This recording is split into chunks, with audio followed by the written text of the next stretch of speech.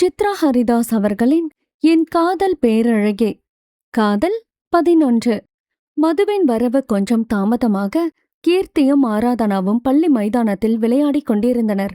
ஆராதனாவை அழைக்க வந்த சைந்தவி ஓரமாக நின்று அலைபேசியில் யாருடனோ பேசிக் கொண்டிருந்தாள். 2 நாள் காய்ச்சலுக்காக விடுமுறை எடுத்திருந்த ஆராதனா காய்ச்சல் காணாமல் போன பின்னே பள்ளிக்கு வந்தாள்.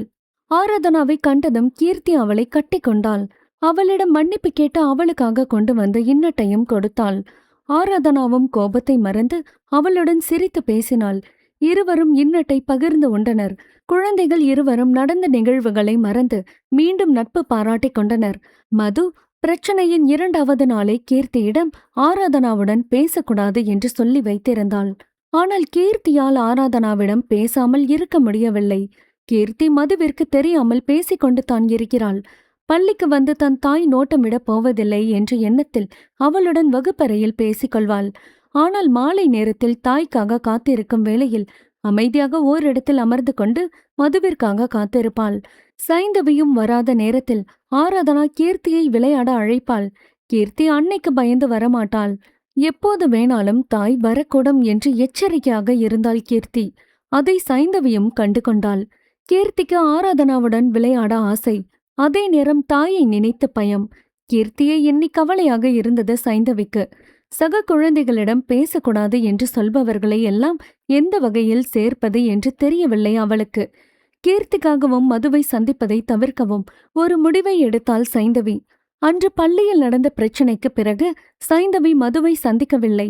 இதில் கல்யாணம் வேறு நின்றிருக்க, கல்யாணம் நின்றதற்கான காரணம் வேறாக இருந்தாலும் மதுவை பொறுத்தவரை கீர்த்தி சொன்ன வார்த்தையும் அவளை அப்படி பேச வைத்த ஆராதனாவும் காரணம்தான் என்று மது நினைத்து கொண்டிருப்பதால்தான் ஆராதனாவுடன் பேசக்கூடாது என்று சொல்லியிருப்பாள் என சைந்தவி தனக்குள் நினைத்து கொண்டாள்.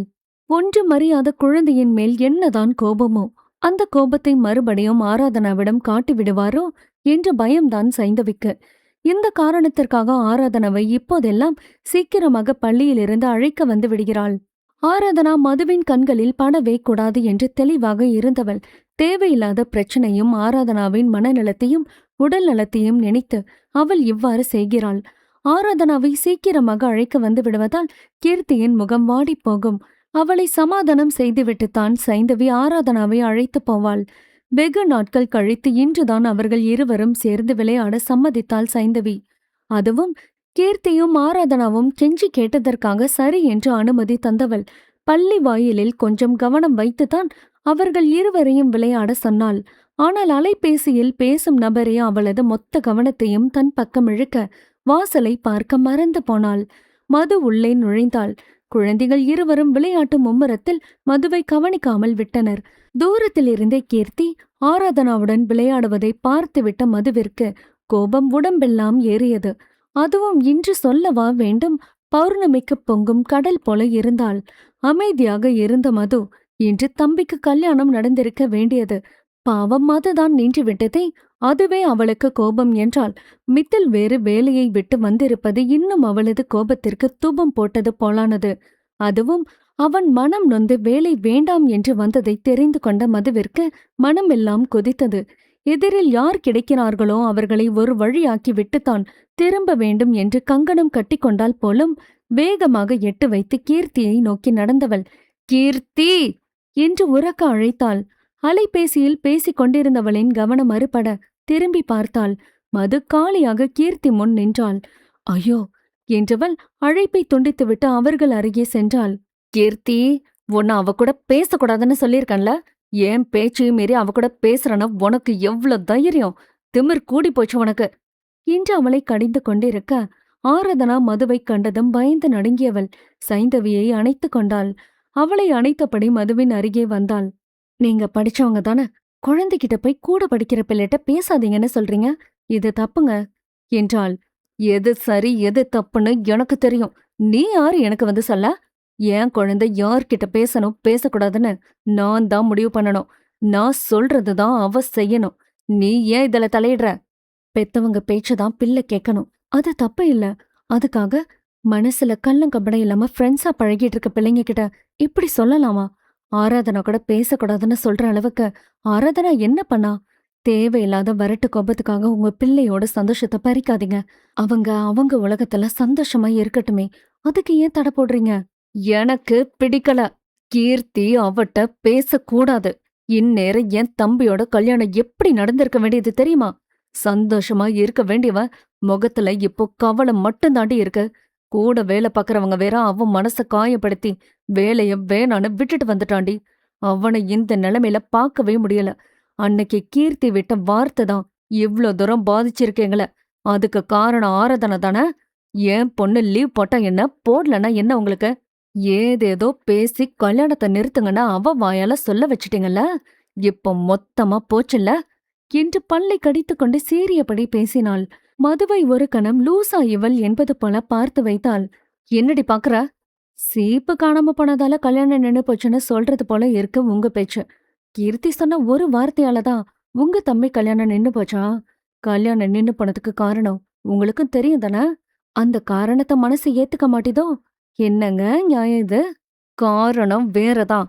ஆனா அவ சொன்ன வார்த்தை பழிச்சிடுச்சே. சொல்ல வச்சது நீங்க தானே என்று அதிலே நின்றாள். சைந்தவிக்கு ஆயாசமாக இருந்தது. தர்ஷினி அக்காவுக்கு கேன்சர் இல்லாம இருந்திருந்தா இந்நேரம் உங்க தம்பிக்கு கல்யாணம் நடந்திருக்கும். அப்ப கீர்த்தி சொன்னதை நீங்க மறந்திருப்பீங்க தானே? கல்யாணம் நின்னதால தானே அதை பிடிச்சு தொங்கிட்டு இருக்கீங்க. சொன்னது உங்க பொண்ணுதான். அவகிட்ட பேசாம உங்க குடும்பத்தில இருந்து விலக்கி வச்சுட்டீங்களா? அவளை விலக்கி நிறுத்த முடியுமா உங்களால? சோ அவ மேல காட்ட முடியாத கோபத்தை எங்க மேல காட்டி தீர்த்துக்கிறீங்க. ஆமை ரைட் என்றாள். திணறிய மதுவோ, எங்க குடும்பத்து விஷயத்துல எதுக்கு தலையிடுறீங்கன்னு தான் ஏன் கோபமே என்றவள் சட்டென அவளை பார்த்து, ஹே, தர்ஷினிக்கு கேன்சர் வந்து கல்யாணம் நின்னது உனக்கு எப்படி தெரியும்? அப்போ அதுதானே உண்மை? தர்ஷினி அக்காவுக்கு கேன்சர் வந்ததால தான் கல்யாணம் நின்னது. அந்த ஆதங்கத்தை ஒண்ணு தெரியாத குழந்தை தலையில கொட்டுறீங்கல்ல என கேட்கவும் அவள் பதில் சொல்லவில்லை. மதுவை அழுத்தமாக பார்த்த சைந்தவி அவளிடம், குமார் அங்குளும் எங்க அப்பாவும் ஃப்ரெண்ட்ஸ். தர்ஷினி அக்கா எனக்கு ஃப்ரெண்ட். அவங்க சொல்லிதான் தெரியும் என்று விளக்கினாள். அவள் சொன்னதும் புருவ முடிச்சுகள் விழ முகத்தை சுருக்கினாள். இன்னும் தெளிவடையாத மதுவின் முகத்தை கண்டவள், என்ன இவங்க தீவிரமா யோசிக்கிறாங்க? ஒருவேளை நம்பளையோ என இவள் யோசித்துக் கொண்டிருக்கும் போதே மது, ஒருவேளை ஆராதனவ நான் திட்டி அது அவளுக்கு காய்ச்சல கொண்டு வந்து விட்டதே. நீ அத மனசுல வச்சுட்டு எங்கள பத்தி அவங்க கிட்ட எதுவும் தப்பா சொல்லி இப்படி ஒரு டிராமா போட்டு கல்யாணத்தை நிறுத்திட்டியா என்று அவளாக கதை திரித்து சொல்ல, அடியாத்தி, இந்த அம்மா என்ன இப்படிலாம் யோசிக்குது என வாயை பிளந்தாள். ஹலோ ஸ்டோரி டெவலப்பர், இது உங்களுக்கே கொஞ்சம் ஓவரா இல்ல? ஆராதனவன் நீங்க திட்டுனதுக்காக உங்க தம்பி கல்யாணத்தை நிறுத்துற அளவுக்கு நான் கொடூரமான வில்லி இல்ல. அப்பப்பா, கொஞ்ச நேரத்துல என்னைய வில்லி போல பேசிட்டீங்களே. எனக்கு கீர்த்தியை தவிர உங்க ஃபேமிலில யாரையும் தெரியாது. இந்த சின்ன விஷயத்துக்கு பழி வாங்க எனக்கு ஒண்ணு உங்க மேல வன்மம் இல்ல. போய் நல்ல டாக்டரா பாருங்க என்று ஆராதனாவை அழைத்துக் கொண்டு அவள் சென்று விட்டாள். சைந்தவி சொன்ன கடைசி வரியில் மதுவிற்கு கோபத்தின் நெடி கூடிப் போனது. மேலும் அதை இறக்கி வைக்காமல் பிடித்து கொண்டு இல்லம் வந்து சேர்ந்தாள். அவளோடு சேர்ந்து கீர்த்தியும் கோபமாக வந்தாள். தாய் மகளின் கோபத்தை புரியாமல் பார்த்தனர் அவர்களது குடும்பத்தினர். அப்போதுதான் தூங்கி எழுந்து வந்த மித்துலை ஜோதி சாப்பிட அழைக்க, அவனும் கூப்பாடு போட்ட வயிற்றுக்கு சாப்பாடு போட்டுவிட்டு அக்கடா என தொலைக்காட்சியோடு ஒன்றியவன் தாய் மகள் கோபத்தை சுவாரஸ்யமாக பார்த்தான். தாத்தா, மாமா என பெரியவளுக்கு முன் சின்னவள் கத்தி இருக்க, சின்னவள் மேல் அனைவரது கவனமும் சென்றது. தாத்தா, எனக்கு ஆட்டோ அரேஞ்ச் பண்ணுங்க. இனிமே அதுலயே நான் ஸ்கூலுக்கு போய்க்கிறேன். வீட்டுக்கும் வந்துக்கிறேன். என்னை யாரும் கூப்பிட வர வேணாம், கூட்டிட்டு போக வேணாம் என்று பெரிய மனுஷி தோரணையில் சொல்ல, தந்தையும் மகனும் ஒருவரையொருவர் பார்த்து கொண்டனர். ஓ, அப்போ உனக்கு நான் வந்து கூட்டிட்டு போறது பிடிக்கல அதானே? அதுக்கு தானே ஆட்டோ அரேஞ்ச் பண்ண சொல்ற என குழந்தைக்கு நிகராக சண்டை போட்டாள் மது. ஆமா, இனி ஸ்கூலுக்கு நீ வர வேணாம், ஆட்டோ அரேஞ்ச் பண்ண, அதுல வந்துக்கிறேன் என்றாள். இன்னைக்கு நான் ஸ்கூல் வந்ததால தான் உன் லட்சணம் தெரிஞ்சது. நான் என்ன சொல்லியிருந்தேன், நீ என்ன செஞ்சிட்டு இருந்திருக்க? அவ கூட பேசாதன்னு சொன்னேன்லடி. என்ன மீறி பேசிட்டு இப்ப கோவம் வேற வருதா உனக்கு? அவ என் ஃப்ரெண்ட். அவகிட்ட என்னால பேசாம இருக்க முடியாதுமா.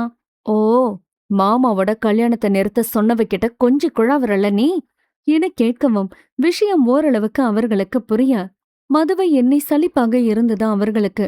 அடியே, இன்னும் நீ விடலையாத? கீர்த்தி சொன்னதாலும் இல்ல, அந்த குழந்தை தூண்டி விட்டதாலதான் கல்யாணம் நின்னு போச்சுன்னு தான் நினைச்சிட்டு இருக்கியா நீ? எந்த சம்மந்தமும் இல்லாத குழந்தை மேல உனக்கு எதுக்கு இவ்ளோ கோபம்? பேசக்கூடாதுன்னு கீர்த்திக்கு கட்டளை போடுற அளவுக்கு என்னடி பண்ணுச்சு அந்த குழந்தை? 2 வருஷமா ஒன்னா படிச்ச 2 பேரையும் ஏன் உன் கோபத்தால பிரிக்கிற? என ஜோதி கேட்க, கீர்த்தி பேசுன வார்த்தை அப்படி.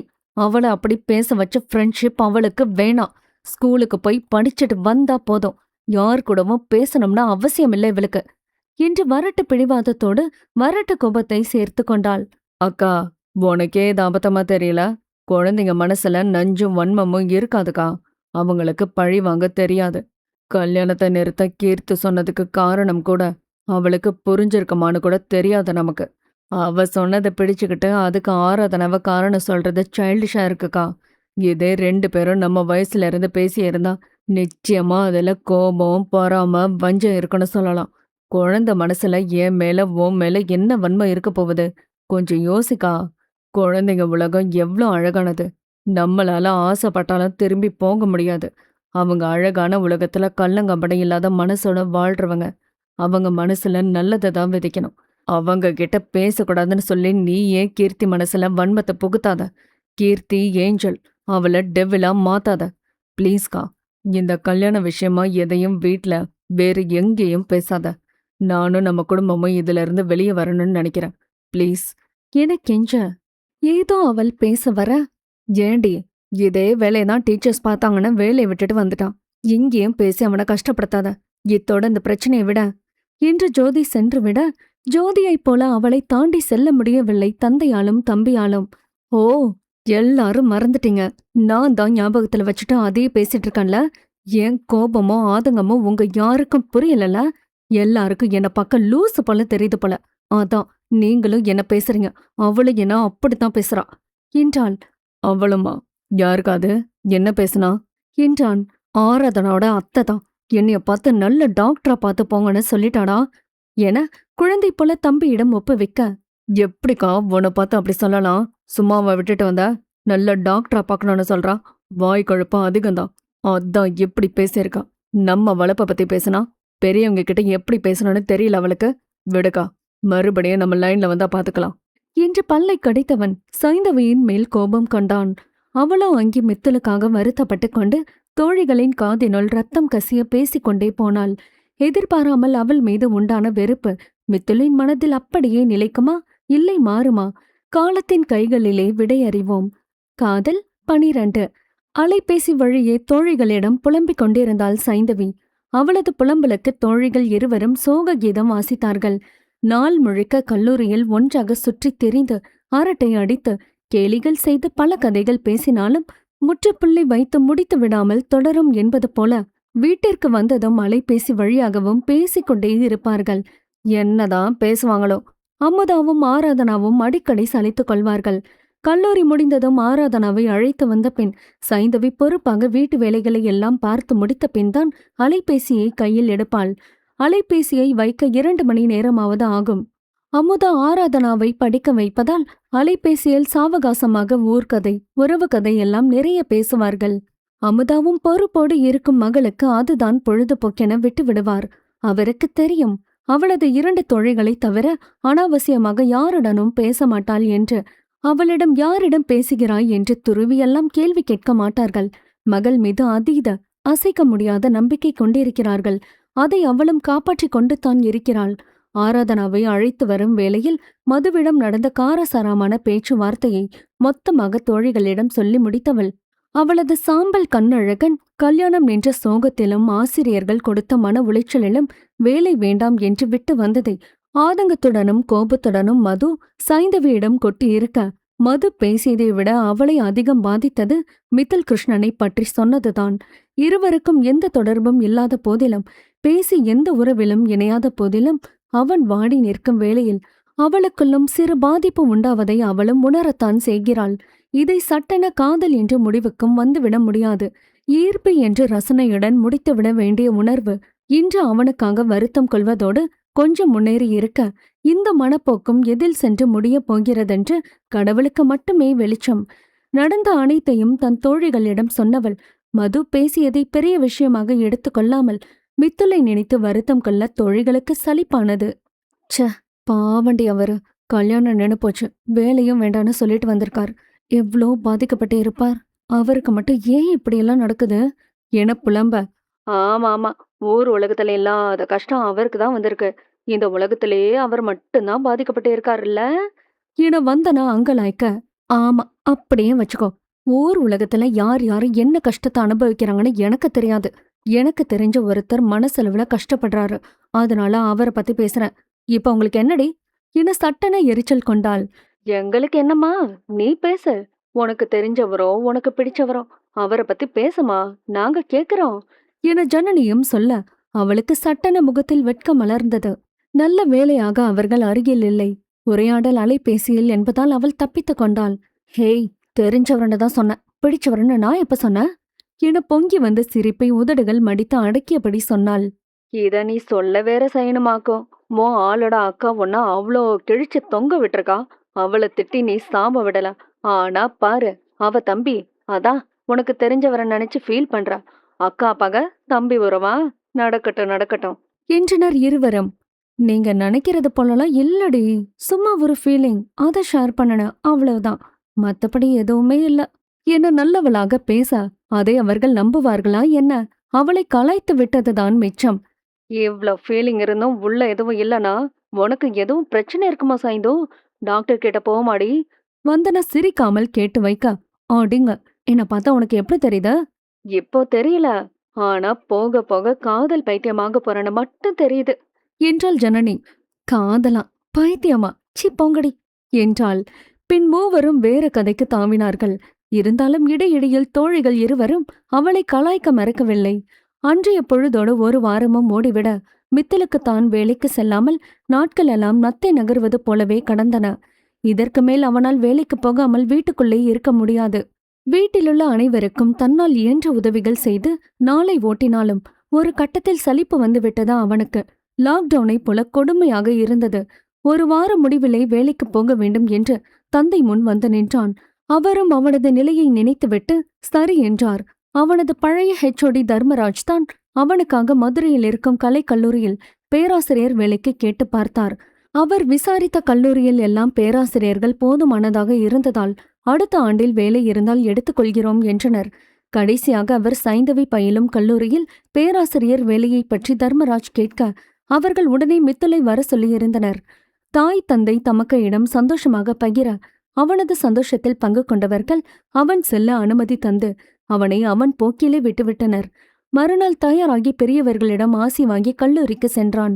கல்லூரிக்குள் நுழைந்ததும் முதலில் தென்பட்ட ஆடம்பர வரவேற்பை கண்டு வியந்தபடியும் கல்லூரி வளாகத்தை சுற்றி பார்த்தபடியும் அலுவலகத்திற்குள் நுழைந்தான். வரவேற்பாளர் இடத்திலிருந்த பெண்ணிடம் தான் வந்த விஷயத்தை சொல்ல, அவளோ மித்தலை உட்கார சொல்லிவிட்டு அலைபேசி வழியே உள்ளே முதல்வரிடம் தகவலை பகிர்ந்தார். அவரும் 15 நிமிடம் கழித்து உள்ளே அனுப்ப சொல்லி வைத்து விட்டார். இவன் காத்திருக்க அதே நேரம் சைந்தவி, வந்தனா, ஜனனி மூவரும் அலுவலக வேலையாக வந்திருந்தனர். மூவரும் அலுவலக பணியாளர்களிடம் பேசிக் கொண்டிருந்தனர். முதல்வரிடம் இருந்து அழைப்பு வர மித்தலை உள்ளே செல்ல பணித்தாள் அந்த பெண். அவளுக்கு நன்றி உரைத்துவிட்டு உள்ளே சென்றான். மரியாதை நிமித்தமாக உள்ளே சென்றவனை வரவேற்று அமர சொன்னார். அவனும் நன்றியை தெரிவித்துவிட்டு அமர்ந்தவன் தனது சான்றிதழை அவரிடம் நீட்டினான். அவனது படிப்பு சான்றிதழை பரிசோதித்தவர் சில பல கேள்விகளையும் கேட்டார். மித்துல் அளித்த பதில் திருப்திகரமாக இருந்தது. மேலும் பாடமெடுக்க கூட சொல்வார்கள் என்று தயாராக இருந்தான். ஆனால் சூழ்நிலை வேறாக இருந்தது. மித்துல் கிருஷ்ணா, உங்களை பத்தி தர்மராஜ் சார் சொல்லியிருக்கார். அதையும் தாண்டி நீங்க சொன்ன பதில்கள் எனக்கு திருப்திகரமா தான் இருந்தது. உங்க எக்ஸ்பீரியன்ஸ் ஓகே, ஆனா நீங்க 1.5 மாசம் கொஞ்சம் பொறுத்து இருக்கணும்.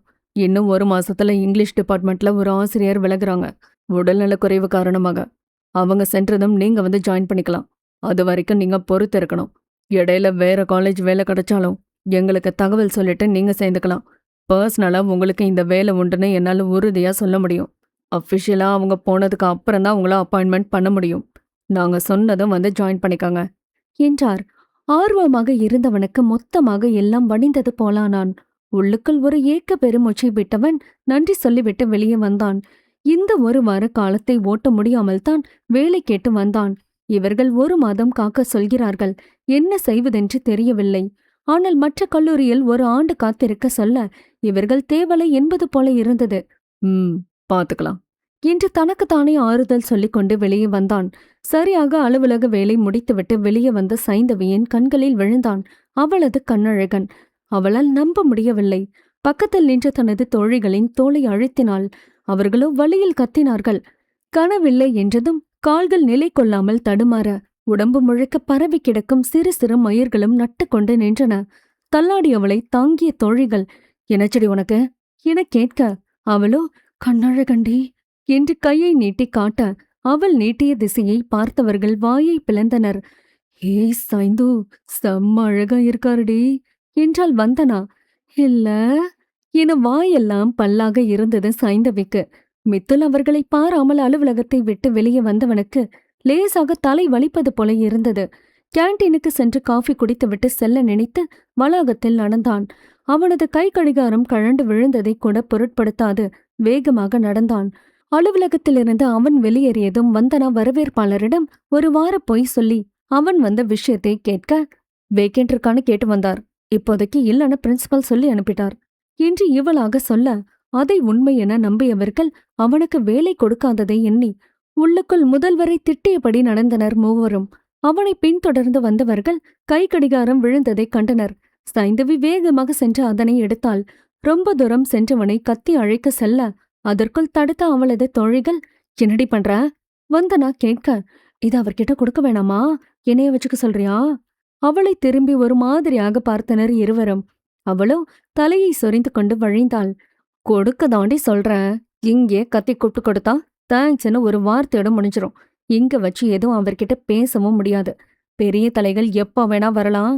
எப்படியும் அவர் கேண்டீனுக்கு தான் போவார். அங்க கொடுத்ததும் இல்லாம ஏதாவது பேசி ஃப்ரெண்ட்ஸ் ஆகுங்க" என அவளுக்கு அவனிடம் பேச சந்தர்ப்பத்தை ஏற்படுத்தி கொள்ள சொன்னார்கள். "நானா? ஃப்ரெண்ட்ஸாவா? எனக்கு பயமா இருக்குடி. நான் போல, நீங்க போங்க" என பயத்துடன் சொல்ல, "சோ நாங்க போய் கொடுத்து ஃப்ரெண்ட்ஸ் ஆகுறதுல உனக்கு பிரச்சனை இல்ல. எங்கள்ல யார் அவர் லவ்வரா சூஸ் பண்ணினாலும் உனக்கு ஆட்சேபணம் இல்ல, சரிதானே?" சிரிப்பை அடைக்கபடி சீரியஸாக பேசினாள் வந்தனா. சைந்தவியோ, "ஆ, என்னடி இப்படியெல்லாம் கேக்குற?" என்று முழித்தாள். "கிடைக்கிற வாய்ப்ப நீ வேணாங்கிற, நாங்க யூஸ் பண்ணிக்கிறோம்னு சொல்றோம். என்ன இப்போ சொல்லு, நீயா நாங்களா?" என கேட்டு வந்தனா ஜனனியை கண்டு கண்ணடிக்க, அவளும் கண்ணடித்தாள். என்னவோ தன் காதலனை விட்டு தரக்கூடாது என்று எண்ணியவள் வேகமாக, "நானு" என நெஞ்சை குத்தி சொல்ல, நமட்டு சிரிப்புடன், "அப்போ வா" என்று அவளை போருக்கு அழைத்து போவது போல இரு கைகளை பிடித்து கொண்டு இழுத்து வந்தனர். அதற்குள் கேண்டீனுக்கு வந்தவன் ஒரு காஃபி 2 வடை சொல்லிவிட்டு அமர, அவனது அலைபேசி அழைத்தது. புதிய எண்ணாக இருக்க யோசனையுடன் எடுத்து காதில் வைத்து ஹலோ என்றான். அந்த பக்கம் பேரமைதி. இவனும் விடாமல் யார் என கேட்டுக்கொண்டிருக்க தன் அமைதியை கலைத்து பேசினாள் மெடோனா. "கிருஷ்ணா" என்றாள். குரல் குழைந்து வரும்போதே ஆரென கண்டு கொண்டான். சலிப்புடன், "என்ன வேணும்?" என்றான். அவளும், "என்ன ஏன் உனக்கு பிடிக்கல கிருஷ்ணா? இந்த விதத்துல உனக்கு நான் குறைஞ்சவளா தெரியறேன். உன் அழகுக்கும் உன் இளமைக்கும் ஏத்தவளா நான் இருப்பேன்டா. செகண்ட் ஹேண்டுன்னு நினைக்கிறியா என்ன? செகண்ட் ஹேண்டு தான். ஆனா வாழ்க்கை முழுக்க மக்கர் பண்ணாம உன் கைக்கு அடங்கி இருப்பேன்டா. ஒரு தடவை என்ன நினைச்சு பாரு" என்றவளை எதை கொண்டு அடித்தால் தகும் என்றிருந்தது. "சி, நீ எல்லாம் பொன்னாடி. நீ பேசுனதும் நாக்கு தொங்க போட்டுட்டு வர சில ஆம்பளைங்க போல நினைச்சிட்டியான? உனக்கு ஒரு வாழ்க்கை அமைச்சுக்கிறத தப்புன்னு சொல்ல மாட்டேன். உன்னை ஏத்துக்கிற ஒருத்தரோட எப்படி வேணாலும் இருந்துக்கோ. ஆனா என்ன விட்டுடு.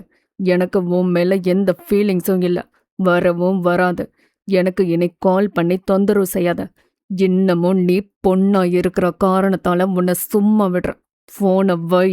"கிருஷ்ணா ப்ளீஸ், என் மனசு முழுக்க நீயும், என் மொத்த உடம்பு உன்னை மட்டும்தான் தேடுது. உன்னை அணைச்சதுல நீ மட்டும் வேணும்னு நினைக்குது. என்னோட கற்பனைகள் நீளுது. உன் கைகளை பிடிச்சிட்டு கடைசி வரைக்கும் நெஞ்சோட அணைச்சிட்டு பயணிக்கணும்னு கொல்ல ஆசைகள் உள்ள இருக்கு. கொஞ்சம் யோசிடா." "சி, உனக்கு இருந்தா போதுமா? எனக்கு உன்னை பத்தின எண்ணம் துளி கூட இல்ல. இப்படி பேசி என்னை இரிட்டேட் பண்ணாத. வை போன" என்று வைத்தவன் என்னை பிளாக் செய்தான். ஏற்கனவே தலைவலியில் இருந்தவனுக்கு மேலும் பாரத்தை வைத்தது போல இருந்தது மெடோனாவின் பேச்சு. அவள் பேசியதை நினைக்கையில் உடலில் கம்பளி பூச்சி ஊறுவது போல இருக்க கோபத்தில் மேசையை தட்டினான். வெறும் மேசை மட்டும் ஆங்காங்கே போட்டு இருக்க நின்றபடிதான் சாப்பிட முடியும். அவனோ கோபத்தில் கொதித்து போய் இருக்க அவனது முகமும் தாடியும் இறுகி போயிருந்தது. அவர்களுக்கு அவன் முதுகு காட்டி இருந்ததால் அவன் கோபம் அவர்களுக்கு தெரியவில்லை. அவன் முதுகுக்கு பின் தயங்கி ஒவ்வொரு அடியாக எடுத்து வைத்து அவனை நெருங்க கடுப்பான தோழிகள் இருவரும் அவளை தள்ளிவிட்டனர். சரியாக கால்கள் இடறி அவன் முதுகில் மோதி கீழே விழப்போனவள் அவன் கையையும் மேசையையும் பற்றி நிற்க முயன்றாள். எதிர்பாராத நிகழ்வுதான் அது. தன் கையை பற்றியவளின் முகத்தை நிமிர்ந்து பார்த்ததும் அதிர்ந்தான்.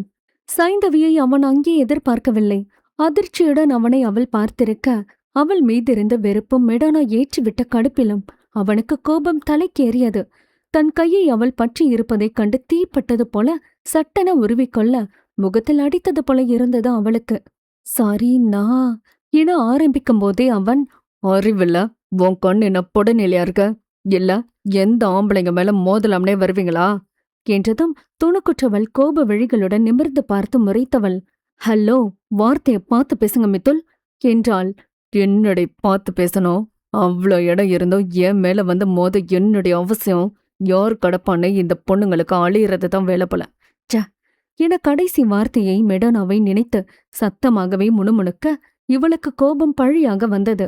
அமைதியாக கைகளை கட்டிக்கொண்டு அவனை வெறித்தவள் 2 அடி முன்னே வந்து நின்று அவனது வாட்சை தூக்கி காமித்தாள். தனது இடது கரத்தை பார்த்துவிட்டு மீண்டும் கடிகாரத்தையும் அவளையும் பார்த்தான். என்ன, வாட்ச் பார்த்ததும் அலையிறவளோட சேர்த்து திருடின்னு சொல்ல போறீங்களா என்றதும் தான் பேசின வார்த்தைகளின் வீரியத்தை உணர்ந்தான். பதில் பேசாமல் அவளது கண்களை பார்த்தான். அதில் அவன் பேசிய வார்த்தைகளால் உண்டான வலி தெரிந்தது. உங்க வாட்ச் கீழே விழுந்துருச்சு, கவனிக்காம நீங்க போயிட்டீங்க. பார்த்ததான் உங்ககிட்ட கொடுக்க வந்தா, கால் ஸ்லிப்பாகி உங்க மேல மோத வேண்டியதா போயிடுச்சு. அதுக்கு சாரி, இந்தாங்க உங்க வாட்ச் என்று கலங்கிய கண்களுடன் அதனை மேசையில் வைத்துவிட்டு திரும்பி அமைதியாக நடந்தாள். மித்தலுக்குத்தான் என்னவோ போலானது. மெடானா மீதிருந்த கோபத்தை சைந்தவிடம் காட்டிவிட்டான். அக்கோபத்தால் இவன் பேசிய வார்த்தைகள் அதிகப்படி என்று எண்ணி வெட்கிப் போனான். கண்களை துடைத்துக் கொண்டு செல்லும் அவளை வெறித்தவன் முதலாக சைந்தவி என்று பெயர் சொல்லி அழைத்தான். அவளது நடை நின்றது. அவளுக்கே இது கனவு போலத்தான் இருந்தது. திரும்பி பார்க்க வேண்டும் என்று ஆசைதான். ஆனால் மனம் ஏமாற்றம் அடைந்துவிடும் என்ற பயத்தில் மேலும் அவள் முன்னே நடக்க மீண்டும் சைந்தவி என்று அழைத்தான். அவள் நடை தடைப்பட்டு போனது. திரும்பி அவனை பார்த்தாள். இங்க வா என ஒருமையில் அழைத்தான். அவள் அவனிடம் செல்லும் முன்னே அவளது மானங்கெட்ட மனதோ அவனுக்கு முன்னே போய் நின்றுவிட்டது. உள்ளுக்குள் தன்னை கடிந்து கொண்டவள் வெளியே வீரப்பாக அவன் முன்னே போய் நின்றாள். என்ன, இன்னும் திட்டம் எதுவும் பாக்கியிருக்கா? திட்டனமாக்கும் அக்காவுக்கும் தம்பிக்கும் என்ன பார்த்தா உங்களுக்கு நேர்ந்து விட்டது போல இருக்கா? போறப்ப வரப்ப செய்யாத ஒரு குற்றத்தை சுமத்தி என்ன திட்டணும் அதான உங்க எண்ணம்? எப்படி 2 பேருக்கும் ஒரே எண்ணமா இருக்கும்? இல்ல பிளான் எதுவும் போடுறீங்களா? உங்க அக்கா தர்ஷினி அக்காவை வச்சு போலி ரிப்போர்ட் தயார் செஞ்சு உங்க கல்யாணத்தை நான் நிறுத்தின மாதிரி என்ன வில்லி ரேஞ்ச் கற்பனை பண்ணி திட்டாங்க. நீங்க எந்த ஆம்பளைங்க தேடி எவன் கிடைப்பானா அலையிறவன பேசுறீங்க. கேட்கவே ரொம்ப நல்லா இருக்கு. என்னை பத்தி என்ன தெரியும்னு நீங்க பேசிட்டு இருக்கீங்க? நீங்க இப்படி பேசுறது எங்க அப்பாக்கு தெரிஞ்சா என்ன நடக்கும் தெரியுமா? எங்க அப்பா கிட்ட சொல்லட்டுமா என்று சிறுபிள்ளை போல கேட்டு மிரட்டினாள். அவள் பேசின வார்த்தைகளில் அவளது வலியை உணர்ந்தான். மது பேசின அபத்தமான பேச்சுக்குத்தான் இவள் டாக்டரை பார்க்க சொல்லி இருக்கிறாள் என்று புரிந்தது. மெடனாவின் மேல் இருந்த கோபத்தை இவளிடம் காட்டி வார்த்தைகளை விட்டதை எண்ணி நொந்து போனவன் அவளது கடைசி வாக்கியத்தால் சிரித்து விட்டான். அவனது சிரிப்பைக் கண்டு விழிவெறித்து பார்த்தாள். அவள் முன் சிரித்து வைத்து அவனை அறியாமலே அவளை வசீகரித்துக் கொண்டிருக்கிறான். சிரிக்காதடா பாவி, என் குட்டி இதயம் நழுவிட்டு போகுதுடா. விட்டா உன் காலு கடையில விழுந்துடும் போல. ஹே ப்ரூட்ஸ், அவன்கிட்ட மயங்கி தொலைக்காத என்று தன் இதயத்திடம் பேசினாள். அதுவோ எப்பவோ மயங்கிட்டண்டி மடச்சி என்று பதில் தந்தது. அதனை அடைக்கவள் வெளியே தெரியாதபடி எதுக்கு சிரிக்கிறீங்க என முறைப்பாக கேட்டாள். அப்பா கிட்ட சொல்லட்டும் நான் மிரட்டுன? உங்க அப்பா என்ன அவ்வளோ பெரிய ஆளா என்று மேசையில் 2 கைகளை ஊன்றி புருவத்தை உயர்த்தி கேட்டு அவளை சீண்டி வம்பிழுத்தான். ஆமா, எனக்கு பெரிய ஆள்தான், என் ஹீரோ தான், எனக்கு நான் தட்டி கேப்பாரு என பெருமைப்பட்டு கொள்ள இவன உதட்டை சுழித்துவிட்டு அவளது இதயத்தை மேலும் சுழற்சி விட்டான். வர சொல்ல உங்க அப்பாவ தட்டி கேட்கட்டும் என்றான் இவனும் வீம்பாக. இப்ப எதுக்கு என்ன கூப்பிட்டீங்கன்னு மட்டும் சொல்லுங்க, தேவையில்லாததை பேசாதீங்க என்று முனைப்பாக பேசி இதழை கோண அவனது இதயம் அங்கே ஆட்டம் கண்டது. தன்னை சமன் செய்துவிட்ட அவளிடம், வெரி சாரி தவி, நான் பேசினது ரொம்ப தப்புதான். நிஜமா யார் மேலேயோ இருந்த கோபத்தை உன் மேல கொட்டிட்டான். என் வார்த்தைகள் நிச்சயம் ஒன்ன ஹர்ட் பண்ணியிருக்கோம். அதுக்கு இந்த சாரி பத்தாததா? அதுக்காக என்னால இங்கே முக்கியெல்லாம் போட முடியாது. மனசுல இருந்து பேசல. ஆனா பேசின வார்த்தைகளுக்கு மனசுல இருந்து மன்னிப்பு கேட்டுக்கிறேன். சாரிம்மா என்றான். அவன் மன்னிப்பு கேட்பான் என்று எதிர்பார்க்கவில்லை. அதைவிட அவனது தவி என்ற அழைப்பிலே விழுந்து விட்டாள். அவன் பேசிய மற்ற வார்த்தைகள் எல்லாம் கிணற்றுக்குள் இருந்து கேட்டது போல இருந்தது. அப்படியே மலைத்து போய் நின்றாள். பெரிதாய் விழிகளை விரித்து வெண்ணெய் சிலை போல நின்றாள். ஹலோ என அவள் முன் சொடக்கிட உணர்வு பெற்றாள். அதுக்குள்ள எங்க போயிட்டீங்க மேடம்? சாரி தானே கேட்டேன். எதுக்கு இந்த அதிர்ச்சியும் அமைதியும் என அவளிடம் வெகு இயல்பாக பேச அவளுக்கு தான் பனி உலகில் சஞ்சரித்துக் கொண்டிருப்பதைப் போல உணர்கிறாள். வார்த்தைகளை மொத்தமும் சுருட்டிக்கொண்டு பேச சொல்லும் பாவியை திட்டியவள் வறண்டு போன தொண்டை எச்சில் விழுங்க நனைத்து குரலை செருமி, ஓகே, உங்களை நான் மன்னிச்சிட்டேன். இனி இது போல என்ன எதுன்னு தெரியாம வார்த்தைகளை விட்டு காயப்படுத்தாதீங்க. வார்த்தைகளை கொட்டுறது ஈஸி, திரும்ப எடுக்கிறது கஷ்டம். டீச்சர் உங்களுக்கு நான் சொல்லணும்னு இல்ல, இருந்தாலும் சொல்றேன், கேட்டுக்கோங்க என்றாள். சரிங்க மேடம். அப்பனுக்கு பாடம் சொன்ன முருகனை மாதிரி வாத்தியாருக்கு மாணவி நீங்க பாடம் சொல்லி கொடுக்குறீங்க. சரிதான், உங்க பாடத்தை ஏத்துக்கிட்டேன். ரொம்ப நன்றி என்றான். அவளும் சிரித்துக்கொண்டே அது என்று மணியை பார்த்தவள் அடுத்த வகுப்பிற்கு நேரமாக வேகமாக ஓகே கிளாஸிற்கு நான் வரேன் என்று வேகமாக தூரம் சென்றவள் மீண்டும் அவனிடம் வந்து, நீங்க நினைச்சது எதுவும் நடக்கலன்னு வருத்தப்படாதீங்க. இதை விட இன்னும் பெஸ்டா உங்களுக்கு எல்லாம் அமையும். நீங்க ஆசைப்படுறது கிடைக்கும். சீக்கிரமாகவே உங்களுக்கு பிடிச்ச வேலை கிடைக்கும். நான் வரேன் என்றால் போக மனமில்லாமல். அவனும் தேங்க்ஸ் என்றான். புன்னகையுடன் அங்கிருந்து ஓடி செல்வதை இவனும் ரசித்தபடி நின்றான். சற்று முன் இருந்த கோபம் எல்லாம் மாயமாகி இறுகிய சூழ்நிலையும் இலகுவாக்கி வருத்தம் நிறைந்த மனதை புத்துணர்வுடன் மாற்றி சென்று விட்டாள். தான் பேசிய வார்த்தைகளுக்கு இந்நேரம் எல்லாரும் பார்க்க அவளால் சண்டை போட்டு தன் மானத்தை வாங்கி இருக்க முடியும். ஆனால் அவளோ சண்டை போடாமல் மிக நிதானமாக அச்சூழ்நிலையை கையாண்டு போவதை நினைத்து இவனுக்கே பிரமிப்பாக இருந்தது. அவனது சின்ன இதயத்தில் சிறிதான இடத்தை பிடித்து அமைந்து விட்டாள். இனி மொத்த இடத்தையும் ஆக்கிரமித்து தனது ஆட்சியை தொடங்கும் நாள் வெகு தூரமில்லை. நெஞ்சை நீவிக்கொண்டே ஆர்டர் செய்த காஃபியையும் மசாலா வடையையும் சாப்பிட்டு விட்டு கிளம்பினான். காதல் 13. பூக்கள் சிந்தி கிடந்த சாலையில் பூக்களை மிதிக்காதபடி தாவி தாவி தாண்டி செல்லும் சைந்தவியை வெறித்தபடி ஜனனியும் வந்தனாவும் அவள் பெண்ணே வந்தனர். சற்று முன் மித்துல் சைந்தவியின் உரையாடலை கேட்டவர்களுக்கு மித்துல் மீதும் அவனை எதுவும் திட்டாமல் வந்த சைந்தவியின் மீதும் கோபம். ஆனால் அதற்கு மாறாக சைந்தவியோ அவனுடன் பேசிய குதூகலத்துடன் புள்ளிமானாய் குதித்து குதித்து வகுப்பை நோக்கி சென்றாள். இதழ்களில் அழகிய புன்னகை உறைந்திருந்தது. அவன் சுருக்கென தைத்தது போல வார்த்தைகளை விட்டாலும் அதற்கு மருந்தாக அவன் பேசிய மன்னிப்பு வாசகங்கள் சில்லென்றிருந்தது. வலி தந்த வார்த்தைகள் அவளுக்கு பெரிதாக தெரியவில்லை. முதன்முறையாக தன்னிடம் சிரித்து பேசி இருக்கிறான் என்ற மகிழ்ச்சி அவளுக்கு. அவனது அழகான புன்னகை வலையில் அவள் மாட்டிக்கொண்டு மீள விருப்பம் இல்லாமல் மேலும் சிக்கொண்டு கிடக்க அவன் சிரிப்பை பார்த்து கொண்டே இருக்க என்று பல ஆசைகளை உள்ள குறிப்பேட்டில் குறித்து கொண்டே போனாள். ஆனால் அதற்கான உரிமையும் உறவும் அவனிடமிருந்து இன்னமும் அவள் பெறவில்லையே.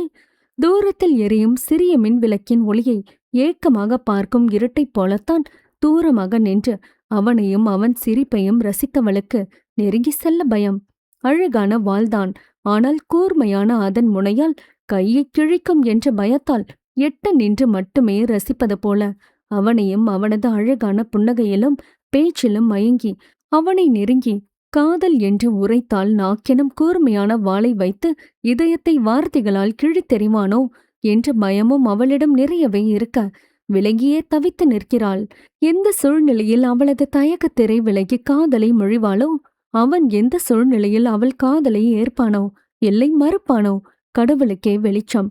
வகுப்பறையில் தன் இருப்பிடம் வந்தமர்ந்தவள் அப்போதுதான் தன்னுடன் வந்த இரு ஜீவிகளை நினைவுபடுத்தி அவர்களை காணோம் என்று தேடினாள் சைந்தவி. எங்கு போனாலுங்க விளங்க என தேடியபடி நிமிர இருவரும் அவளை முறைத்தபடி நின்றிருந்தனர். ஹே, 2 பேரும் என்னை விட்டுட்டு எங்கடி போயிருந்தீங்க? என் கூட தானே இருந்தீங்க. என்னை விட்டுட்டு தனியா போய் என்னடி பண்ணீங்க என இவள் பொய்யாக கோபம் கொண்டு கேட்டாள். 5 அடிக்கு ஒரு குழி தோண்டிட்டு வரோம் என்றாள் வந்தனா. குழியா? எதுக்குடி என விழித்தபடி கேட்டாள். அதுவா, ஒரு ரோசங்கிட்ட மானங்கிட்ட நாய புதைக்கதான் என ஜனனி சொல்ல, நாய்க்கு எதுக்கடி 5 அடி? அவளும் அவளைத்தான் சொல்கிறார்கள் என்று தெரியாமல் வெகுளியாக கேட்டிட இவர்களுக்கு மேலும் கடுப்பானது. அந்த நாய் 5 அடி தாண்டி என்றால் வந்தனா சலிப்பாக. 5 அடிக்கு நாயா? அப்படி ஒரு நாய் எங்கடி இருக்கு? இங்க தாண்டி இருக்கு. அததான் இப்ப கொல்ல போறோம் என பாய்ந்து வந்த இருவரும் அவளது கழுத்தை அழுத்தாமல் பிடித்தனர். கொல கொல கொல ல ல என அவர்கள் முறைப்பில் அவளது ஸ்ருதி அடங்கி போனது. இருவரும் கைகளை எடுத்திட ஏதோ கழுத்தை நெரித்தது போலவே லேசாக இருமியபடி நடித்தவள் அவர்களது முறைப்பில் தன் நடிப்பை நிறுத்திவிட்டு ஒரு திருட்டு மொழி முழித்தாள். பார்வையை மாற்றாமல் அவர்கள் அப்படியே இருக்க சைந்தவியோ, இப்ப எதுக்கு என்ன மறைக்கிறீங்க? நியாயமா நான் தான் என்னை விட்டுட்டு வந்ததுக்கு உங்க மேல கோவப்படணும், நீங்க இல்ல என இதழை சுளிக்க. கிளாஸுக்கு ஆளா வந்தது யாரு, நாங்களா என ஜனனி கேட்க. அத விடு ஜானோ, நான் கேக்குறதுக்கு பதில் சொல்லுடி. உன்னோட ரோசம் மானம் சூடு சொரணை எல்லாம் எங்கடி போச்சு? உள்ள இருக்கா இல்ல காத்தோட பறக்க விட்டியா? பதில் சொல்லுடி என வந்தனா கேட்க. அதெல்லாம் அப்படியேதான் இருக்கு. ஏன் கேக்குறீங்க? எடைக்கு போட்டு பேரிச்சம்பழம் வாங்க என்றதும் ஆ என்று அவள் விழித்தாள். அறிவு இருக்கு அவனுக்கு? அவன் ஆம்பளைய தேடி அலையிறவ இந்த வேலையத்தான் இருப்பியா? பச்சா கேக்குறான். நாக்க பிடுங்குற மாதிரி 4 கேள்வி கேட்டு எதிர்த்து பேசிட்டு வராம உங்களுக்கு இனி நல்லதே நடக்கணும்னு வாழ்த்திட்டு வர. தோ, பெரிய மதர் தெரசா நினைப்போ. சி, உன்னையெல்லாம் ஃப்ரெண்டுன்னு சொல்லிக்க எங்களுக்கு தான் கேவலமா இருக்கு என கோபத்தில் வார்த்தைகளை விட இவளுக்குத்தான் கண்கள் கலங்கி போனது. அழுகியோடு விசும்ப ஆரம்பித்தாள். எதுக்குடி இப்ப அழுற? உனக்குதான் ரோஷம் மானம் சூடு நிலையே, எதுக்கு அழுது ரியாக்ட் பண்றா? ஓ, அழ மட்டும்தான் தெரியும்ல உனக்கு? அழு, நல்லா அழு. நாளைக்கு இதே போலதான் போற வீட்லயா அவங்க என்ன சொன்னாலும் அழுகு முஞ்சாட்டம் அழுதுட்டே தான் இருக்கப்பற என்றவளுக்கும் மனசு கேட்கவில்லை. அவளது கண்ணீரை துடைத்து விட்டாள். சைந்தவியோ அவளது தோளில் சாய்ந்து கொண்டாள். எனக்கு கோபம் வந்தது தாண்டி. சட்டையை பிடிச்சு கண்ணம் பழுக்க அரைஞ்சு வார்த்தையால அவரை நாறு கிழிக்கணும்னு தான் தோணுச்சு. ஆனா அவரு ஒரு ஆண். அவரை எல்லாரும் முன்னாடியும் அடிச்சு பேச விரும்பல. அப்புறம் நமக்கு அவருக்கு என்ன வித்தியாசம் இருக்க போகுது சொல்லு? அவர் ஒன்னும் மனசுல இருந்து என்ன அப்படி கேட்கலடி. ஏதோ யாரு மேலேயும் உள்ள கோபத்துல என்ன அப்படி பேசிட்டாரு. அதையும் சொல்லியே மன்னிப்பும் கேட்டாரு. அதுக்கு மேல மன்னிக்கிறது தானே நல்ல மனுஷிக்கு அழகு. பாவம், வேலை கிடைக்கல, கல்யாணம் நின்னு டிப்ரெஷன். நானும் மேற்கொண்டு எதையாவது கேட்டு அவரை மேலும் டிப்ரெஷன்ல விட விரும்பல. மனுஷன் நல்லா இருக்கட்டுமே என்று இவள் பாட்டுக்கு பேச, கம்பி கட்டுற கதையெல்லாம் சொல்றான் பாருங்க என்ற ரீதியில் வந்தனாவும் ஜனனியும் பார்த்து கொண்டனர். ஏய் ஹரி, நீ லவ் பண்றல என வந்தனா திரும்பி வகுப்பில் அமர்ந்திருந்த ஒருவனிடம் கேட்டாள். அவள் தோளில் சாய்ந்திருந்த சைந்தவியும் எழுந்து அமர்ந்து அவர்கள் பேசுவதை கவனித்தாள். ஆமா, கெமிஸ்ட்ரி டிபார்ட்மெண்ட் மதியதான் லவ் பண்ற. எதுக்கு கேக்குறா என்றான் அவனும். இல்ல, லவ்னு வந்துட்டா இந்த வெக்கம் மானம் சூடு சொரணை இல்லாம போயிடுமாடா? ஆமா, அதெல்லாம் பார்த்தா எவனாலும் காதலிக்க முடியாதுடி. அவளாம் என்ன கண்டபடி திட்டுவா. அதெல்லாம் காதுல வாங்கிட்டு ரியாக்ட் பண்ணாம பின்னாடியே போவேன். அப்படிதான் போகணும். இதெல்லாம் நான் தூக்கி எறிஞ்சத அப்புறம் தானே காதலிக்கிறேன், ப்ரப்போஸ் பண்ணன என்றான். ஜனனியும் வந்தனாவும் சைந்தவியை பார்க்க ஷால்வையால் முகத்தை மூடிக்கொண்டாள். இருவரும் ஒன்று கூடி தூ என்று துப்பிவிட்டனர். ஆமா, நீங்க 3 பேரும் மொரட்டு சிங்களாச்சே, எதுக்கு இந்த கேள்வி கேக்குறீங்க என அவனும் சந்தேகமாக கேட்டான். அப்படிதாண்டா இத்தனை வருஷம் கடந்து வந்தோம். ஆனா திடீர்னு எங்க கூட்டத்துல ஒரு ஆடு மட்டும் நழுவ பாக்குது. அது என்ன பண்ணலான்னு யோசிக்கிறோம் என்று சைந்தவியை பார்த்து சொல்ல, அவளும் ஆமாடி, மித்துல லவ் பண்றா. ஹரி சொன்னது போல எனக்கு மித்தில் கிட்ட வெக்கம் மானம் சூடு சொரணை எல்லாம் பார்க்க தோணல. அதெல்லாம் எனக்கு இல்லாமலே போயிடுது. அவன் மேல காதல் மட்டும்தான் இருக்கு என்று வெட்கத்துடன் தன் மனதில் மறைத்து வைத்திருந்ததை வெளிப்படுத்தி விட்டாள் சைந்தவி. அதான் தெரிஞ்சதே, காரி துப்பாத குறையா கேள்வி கேட்டவன ஜொல்லுவடைய வழிஞ்சிட்டு நின்னத. என்னமோ பண்ணித் தொலை, ஆனா அவனதான் கல்யாணம் பண்ற. வேற எவனுக்காவது கழுத்த நீட்டு கொலை பண்றவன என்று கோபமாக கடிந்து கொண்டாலும் இருவரும் அவளது காதலை ஏற்றுக்கொண்டனர். அதில் குஷியான சைந்தவியோ இருவரையும் கட்டிக்கொண்டாள். வகுப்பு மாணவன் ஒருவன் ஓடி வந்து, கீதா மிஸ் வரல, சோ இன்னைக்கு கிளாஸ் இல்ல என்று குதூகலமாக சொல்ல, மூதேவி கொஞ்சம் முன்னாடி சொல்றதில்ல என்று கடிந்து கொள்ள, ஏண்டி என்ன பண்ணியிருப்ப முன்னாடியே சொல்லியிருந்தா வந்தனா கேட்க, இன்னும் கொஞ்ச நேரம் ஆளுகிட்ட பேசியிருப்பேன் என்றவளை கண்டு இருவரும் தலையில் அடித்து கொண்டனர். ஆர்வமும் மகிழ்ச்சியுமாக சென்று மகனின் முகத்தில் எல்லாம் வடிந்து சிறு புன்னகையை மட்டுமே தாங்கிய முகத்துடன் வந்திருப்பதைக் கண்ட ஜோதி வெயிலில் சென்று வந்த மகனுக்கு சில்லென எலுமிச்சை ஜூஸ் கொடுத்து அவனை தனித்தவர், என்னப்பா வேலை கிடைக்கலையா என்று கேட்டார். வெள்ளை திரை போன்ற அவனது முகத்தில் அவனது உணர்வுகள் தெல்ல தெளிவாக படமிட்டு காட்டிவிட அவனால் எந்த உணர்வையும் மறைக்க முடியாது என்பது அவனது சாபம் போலும்.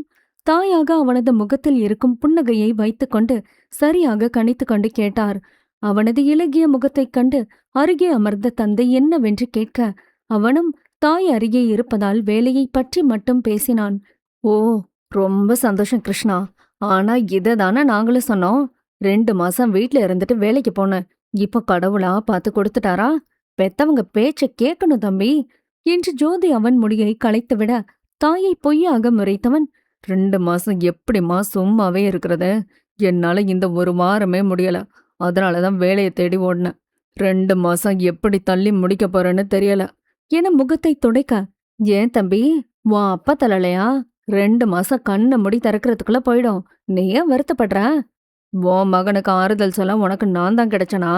வேலை வெட்டி இல்லாம இருக்கன்னு சொல்ல வரல நீ என விளையாட்டாக கேட்டார். நான் உண்மையதானங்க சொன்னேன் என கணவனை வம்பிழுக்க மனைவியை முறைத்தார் மூர்த்தி. அவனது பெற்றோர்கள் இருவரும் பேசிக்கொள்வதைக் கண்டு ரசித்தான். தாயை முறைத்துக் கொண்டிருக்கும் தந்தையின் தோளில் கை போட்ட மித்துல் அவரிடம், உங்க ஓய்வுக்கும் என்னோட ஓய்வுக்கும் வித்தியாசம் இருக்குப்பா. மணிக்கணக்கா உழைக்கிற எனக்கு மணிக்கணக்கில் ஓய்வு போதும்பா. வருஷ கணக்கா உழைச்ச உங்களுக்கு இனி மொத்த நாளும் ஓய்வுதான்ப்பா.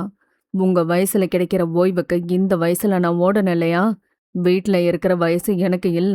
அதனாலதான் ஃபீல் பண்றேன் என்று தாய்க்கும் தந்தைக்கும் விளக்கம் கொடுக்க, மகனை பெருமையாக பார்த்தனர் இருவரும். உனக்கு என்ன தோணுதோ அதை செய் மிதுல்.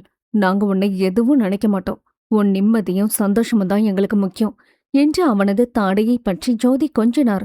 அவரது மடி சேர்ந்தான். மூவரும் கதை பேச, சைந்தவியிடம் பேசியதை தவிர இன்று நடந்தவைகளை மறந்து போனான் மித்துல் கிருஷ்ணன். தத்தி தத்தி நாட்களும் சென்றன. 1 மாத காலத்தில் தன்னால் முடிந்த மட்டும் வேலை தேடினான் மித்துல். கிடைத்த பாடில்லை.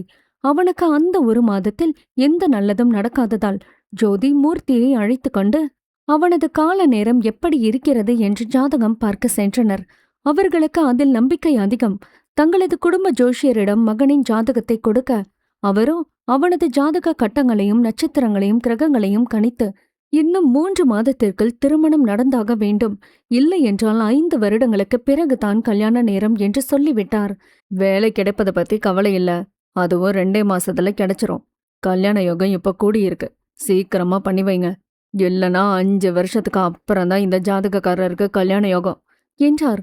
மனதே இல்லாமல் இருவரும் வீட்டில் சொல்ல, மதுவிற்கும் அந்த பயம் தொற்றிக்கொண்டது. ஆனால் அதை மித்துல் அசட்டை செய்தான். இதெல்லாமா நம்பிட்டு இருக்குது? போங்கப்பா, எனக்கு இப்போதைக்கு கல்யாணம் வேண்டாம் என்று முரண்டு பிடித்தவனை மூவரும் கஷ்டப்பட்டு சம்மதிக்க வைத்தனர். பெற்றவர்கள் வற்புறுத்தினாலும் அவன் மீண்டும் திருமணத்திற்கு சம்மதிக்க இன்னொரு காரணம் மெடோனா. அவளது தொல்லையிலிருந்து ஒரே விடுதலை கல்யாணம் என்று முடிவெடுத்தவன் வீட்டில் பெண் பார்க்க சொல்லிவிட்டான். அவர்களும் அவனுக்கு பெண் பார்க்க ஆரம்பித்தனர். மித்துலுக்கு பொருத்தமான ஜாதகம் அமைய அந்த ஜாதகத்துக்கு சொந்தமான பெண்ணை பார்க்க செல்ல முடிவெடுத்தனர். மித்தலை ஒருவாறு சம்மதிக்க வைத்து அழைத்தும் சென்றனர். காதல் 14. அன்று சனிக்கிழமை. மதுவிற்கும் வேலையில்லை. கீர்த்தனாவிற்கு விடுமுறை என்பதால் மித்தல் கீர்த்தனாவையும் மதுவையும் அழைத்து கொண்டு சூப்பர் மார்க்கெட் வந்திருந்தான். வீட்டிற்கு தேவையானதை எல்லாம் பட்டியல் போட்டு அதன்படி வாங்கிக் கொண்டிருந்தாள் மது. மித்தலும் கீர்த்தனாவும் சிறுவர்களைப் போல ஒளிந்து பிடித்து விளையாடிக் கொண்டிருந்தனர். அங்கே வேலை செய்யும் ஆட்கள் கூட அவர்களை ரசித்தபடி தங்கள் வேலையை செய்தனர். மதுவோ சிறு பிள்ளை போல விளையாடும் தம்பியை ரசித்தபடி பட்டியலிலுள்ள பொருட்களை எடுத்துக் கொண்டிருந்தாள். ஒவ்வொரு இடமாக வந்தவள் குழந்தைகளுக்காக தின்பண்டங்களை அடுக்கி வைத்திருக்கும் அவ்விடத்தில் தனியாக நின்று மகளுக்கு பிடித்த பிஸ்கெட் பாக்கெட்டுகளை பார்த்து பார்த்து எடுத்து போட்டபடி இருந்தாள் மது. அதே இடத்தில் மது கவனிக்காத வண்ணத்தில் சற்று தள்ளி நின்றிருந்த 8ஆம் வகுப்பு படிக்கும் சிறுவன் 2 பிஸ்கெட் பாக்கெட்டுகளை எடுத்து யாரும் பார்க்கிறார்களா என்று பார்த்தபடி சட்டையை தூக்கி உள்ளே பேண்டில் சொருகி வைத்தான். சரியாக வேலை செய்யும் பெண் அவனை பார்த்து பிடித்துவிட அவர் கையிலிருந்து ஓட முயன்றான். என்ன தம்பி இது, இப்படியெல்லாம் இடுப்புல வைக்கக்கூடாது, எடு அந்த பிஸ்கெட் பாக்கெட்டா என்று அதட்டலாக கேட்டாள். அவனோ மறுத்து, நான் எடுக்கல என்றான். நீ எடுத்தத நான் பார்த்தேன் என்று அவர் வேகமாக இடுப்பில் கை வைக்க அவரை தள்ளிவிட்டு ஓடியவன் மது மீது மோதி கீழே விழுந்தான். அவனோடு பிஸ்கெட் பாக்கெட்டுகளும் விழுந்தன. இவளும் திரும்பி பார்த்தவள், ராகுல், இங்கென்ன பண்ற என்றாள் ஆச்சரியத்துடன். அதற்குள் அங்கே வந்த பெண் அவனை பிடித்தபடி, உங்க பையனாக்கா என்று கேட்டாள். இல்ல, என் பையன் இல்ல, என் நாத்தனார் பையன். ஏம்மா என்றாள் கேள்வியாக. நீங்க தான் கூட்டிட்டு வந்தீங்களாக்கா என்று மறுபடியும், இல்லம்மா ஏன் கேக்குற? இந்த தம்பி 2 பிஸ்கெட் பாக்கெட்டை எடுத்து இடுப்புல வச்சுக்கிட்டாங்கா. கையும் களவுமா பிடிச்சா ஓடுறான். நீங்க அவன் பேரை சொன்னதும் உங்ககிட்ட கேட்டேன் என்று விளக்கம் கொடுத்தாள். ராகுல் கையில் இருந்த பிஸ்கெட் பாக்கெட்டுகளை பிடுங்கி அவரிடம் கொடுத்துவிட்டு, நீங்க போங்கம்மா, நான் அவங்க அம்மா கிட்ட பேசிக்கிறேன் என்றாள். சொல்லி வைங்கக்கா, இப்போவே இந்த வேலை பண்றான், வளர்ந்தா என்ன பண்ணுவானோ என்று புலம்பியபடி சென்றாள். நீ இன்னும் மாறவே இல்லையா ராகுல்? உனக்கு பிஸ்கெட் வேணும்னா அம்மா கிட்ட கேட்டு வாங்கிக்க வேண்டியதானே? இல்ல அம்மாவை கூட்டிட்டு வந்து வாங்கியிருக்கலாம்ல. இப்படி திருடி வைக்கிறதுல என்னடா இருக்கு? உங்க அம்மா உனக்கு செல்லம் கொஞ்சம் கெடுத்து வச்சிருக்கா. இனி இது போல பண்ணா உன்னை போலீஸ்ல பிடிச்சு கொடுத்துருவாங்க. போ, ஒழுங்கா அம்மா கூட போய் நில்லு என அறிவுரை சொல்ல, அதெல்லாம் காதில் ஏற்றுக்கொண்டால் தானே தூசியைப் போல தட்டி விட்டவன், நீ யார் எனக்கு அட்வைஸ் பண்ண? நீ ஒண்ணு எனக்கு அத்தை இல்ல. உன் பேச்ச நான் கேட்கணும்னு அவசியம் இல்ல.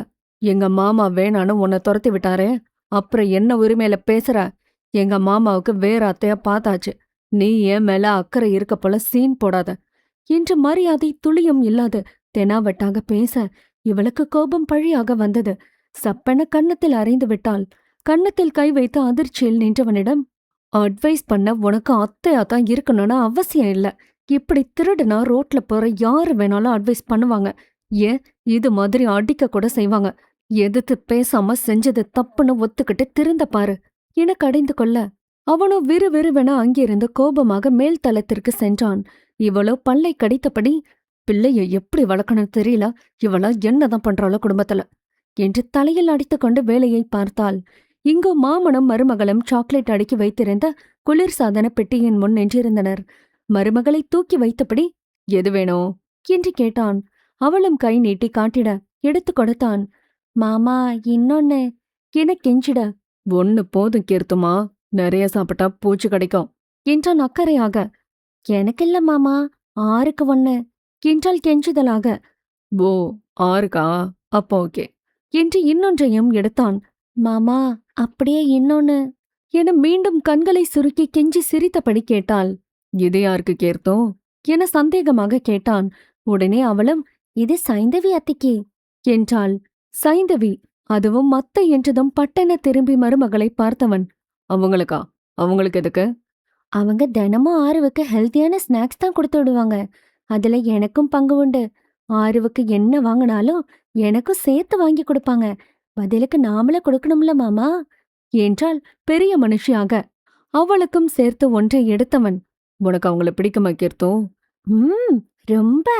அம்மா சைந்தவி அத்தைக்கிட்ட சண்டை போட்டாலும் ஆறுகிட்ட என் கூட பேசாதன்னு சொல்லவே இல்ல. அம்மா அவங்க மேல கோபமா இருந்தாலும் அவங்க இன்னமும் எனக்கும் சேர்த்துதான் ஸ்நாக்ஸ் கொடுப்பாங்க. எனக்கு அவங்கள ரொம்ப பிடிக்கும் மாமா என்று கைகளை நெஞ்சோடு சேர்த்து பின் விரித்தபடி சிலாகித்து கூறினாள். மித்திலுக்கு அவள் சொன்ன விதத்தில் முகம் மலர்ந்தான். சட்டென சைந்தவியின் பெயரை கேட்டதும் முதலில் அவளது அழகு வதனமே நினைவிற்கு வந்து தேகத்தை சிலிர்க்க வைத்தது. ஏனோ அவளை இன்னமும் பிடித்தது போல இருந்தது.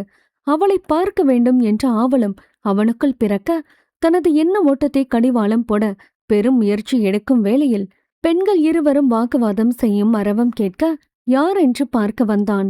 ராகுல் வேகமாக சென்று தாயிடம் திருடினதை மறுத்து பொய்யாக கதை ஜோடித்து மது அடித்ததை வந்து சொல்ல, மகனை இழுத்து கொண்டு மதுவிடம் வந்தாள்.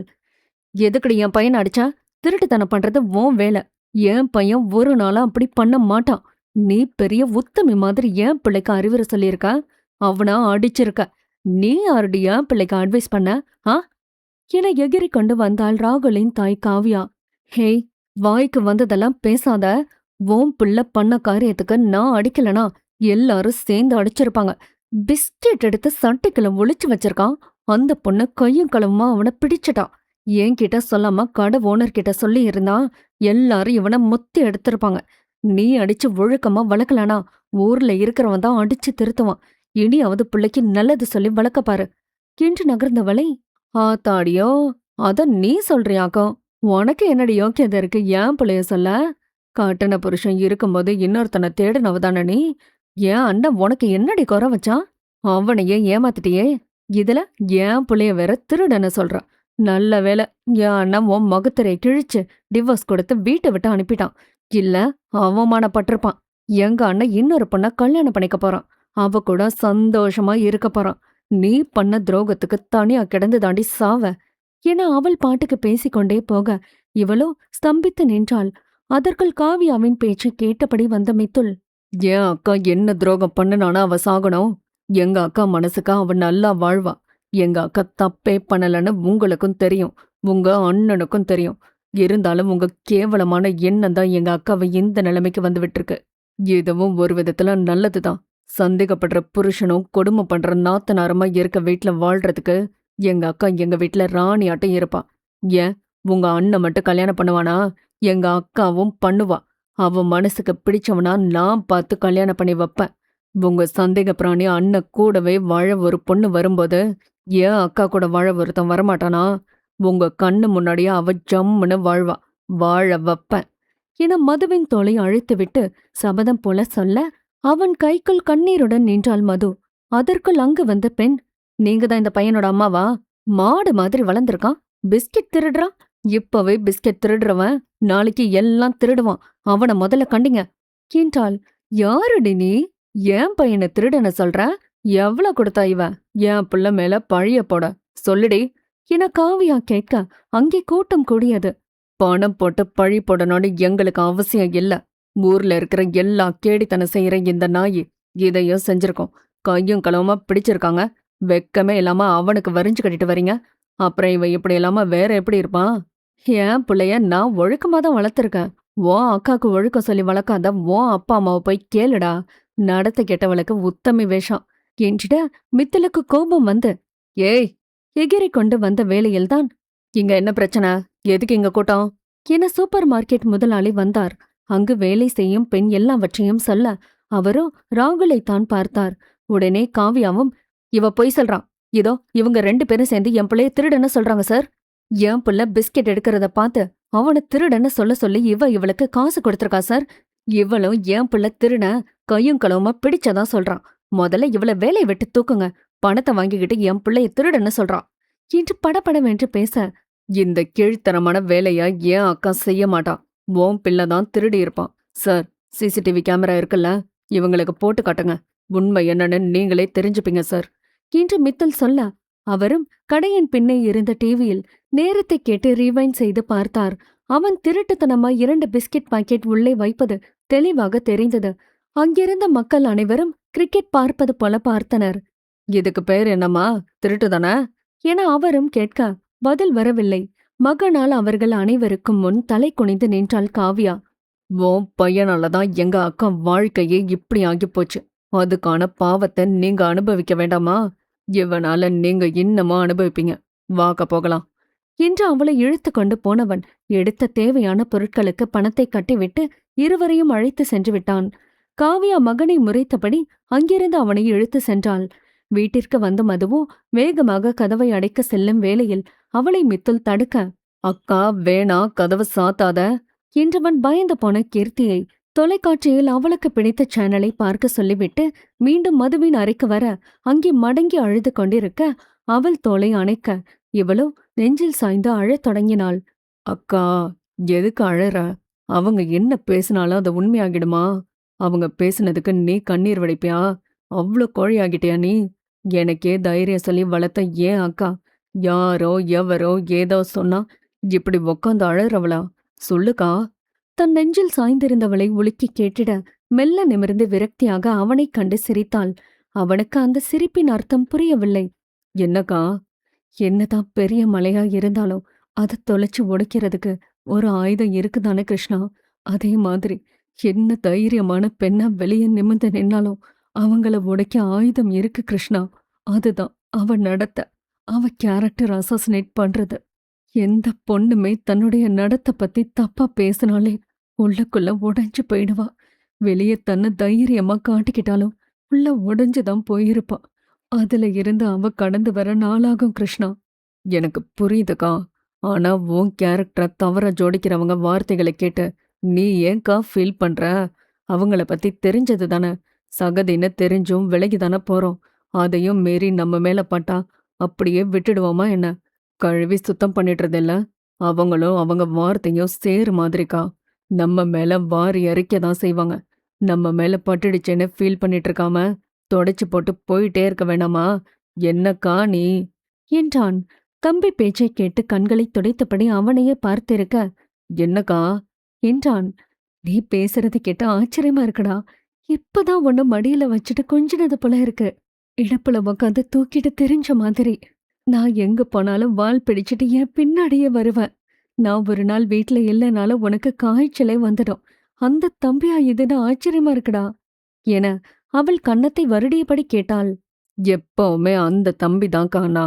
ஸ்கூல் விட்டு வந்ததும் ஊட்டி விடுவியே, மார்க் கம்மியா வாங்கினப்போ அப்பா கிட்ட இருந்து என்னை காப்பாத்துவியே, என்னோட சேர்ந்து உனக்கு பிடிக்கலனாலும் கிரிக்கெட் பாப்பியே, எனக்காக அம்மா கிட்ட பேசி கிரிக்கெட் விளையாட அனுப்புவியே, பாசத்தை கொட்டோ வேண கொட்டி வளர்த்த அந்த தம்பியே தானா. எல்லாமே எனக்கு அக்கா தானே நினைச்சிட்டு இருந்தா அதே தம்பி தானா. இப்பவும் அப்படிதான் நினைக்கிறேன்க்கா. எப்பவும் அப்படிதான் நினைப்பேன். நீ என்னோட இன்னொரு அம்மா. நீ கல்யாணமாகி போனப்ப நீ என் கூடவே இருந்திருக்கலாம்னு தோணும். எனக்கு யாரும் வேணாம், நீ மட்டும் போதும். உன்னை கூட்டிட்டு வந்து என் கூட வச்சிருக்கணும்னு தோணும். அம்மா கிட்ட அக்காவை கூட்டிட்டு வந்துடலாமான்னு சொல்லுவேன். ஆனா அதுவே பழிக்கணும்னு நினைக்கலக்கா. நீ அழுகையோட வந்தப்பவே செத்துட்டாக்கா. அந்த மனுஷனா அந்த குடும்பத்தையே கொல்லணும்னு நினைச்சு ஃப்ரெண்ட்ஸ் கூட்டிட்டு போய் தட்டலான்னு கூட நினைச்சிருக்கேன். அம்மாதான் நீங்க ஒன்று சேருவீங்கன்னு என்னை தடுத்துட்டாங்க. இப்பவும் அந்த குடும்பத்து மேல எனக்கு கொள்ள வெறி இருக்கு. நீ ஒன்னு சொன்னா போதும், அந்த குடும்பத்தை உண்டு இல்லைன்னு ஆக்கிடுவக்கா என்று ஆவேசமாக பேசும் தம்பியை மூரலுடன் பார்த்திருந்தாள். என்னக்கா சிரிக்கிற?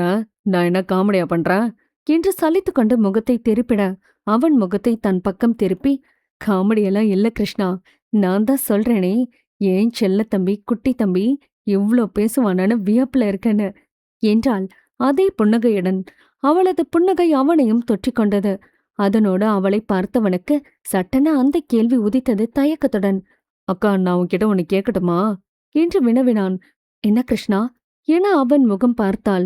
இன்னொரு கல்யாணம் பண்ணிக்கிறியா என்றான். ஏண்டா, இப்பதான் உன்னை என் கூடவே வச்சிருக்கணும்னு நினைச்சேன்னு சொன்ன, இப்போ இப்படி கேக்குற? அக்கா உன் கூட இருக்கிறது பிடிக்கலையா? உனக்கு தொந்தரவா இருக்கன்னு நினைக்கிறியா? உன் கல்யாண வாழ்க்கையில நான் இடைஞ்சலா வந்துருவேன்னு யோசிக்கிறியா என்றதும் பதறி போனவன், என்னக்கா கேக்குற நீ? லூசுத்தனமா பேசாதக்கா. நான் உன்னை இடைஞ்சலா நினைப்பனா? தொந்தரவா யோசிப்பனா? இவ்ளோ நேரம் நான் என்ன சொன்னேன்? நீதான் எனக்கு எல்லாமேக்கா. அம்மாவ அப்பாவ தொந்தரவா நம்ம நினைப்போமா? அப்பாவ தொந்தரவா நினைப்பேனா? அம்மா அப்பா அக்கான்னு தனியா இருந்தாலும் ரெண்டும் சேர்ந்ததுதான் நீ எனக்கு. உனக்குள்ள அம்மாவையும் அப்பாவையும் பாக்குறனா? உன்ன நான் இன்னொரு மனுஷன் பாப்பனா? உனக்குள்ள அப்படி எதுவும் ஆசை இருந்து அதை எனக்காக சொல்லாம இருக்கியான்னு கேட்கதான் கேட்டேன்க்கா. உனக்கு இன்னொரு கல்யாணத்துல விருப்பம் இல்லைன்னா விடு.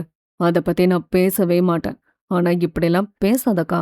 நீ கடைசி வரைக்கும் என் கூடவே நம்ம அம்மா அப்பாவை போல இரு. நாங்க யாரும் எதுவும் உன்னை சொல்லவே மாட்டோம். உங்களுக்கு அடுத்துதான் எனக்கு யாருமே, அது பொண்டாட்டி பிள்ளைங்களா இருந்தாலும் என்று சன்னமாக பதில் தந்தான். அவன் பதிலில் லேசாக புன்னகைத்தவள், பொண்டாட்டி வந்ததும் பேச்சு மாற மாட்டல்ல என விளையாட்டாக கேட்டாள். இன்னும் என்ன நம்பலையா கண்ணே?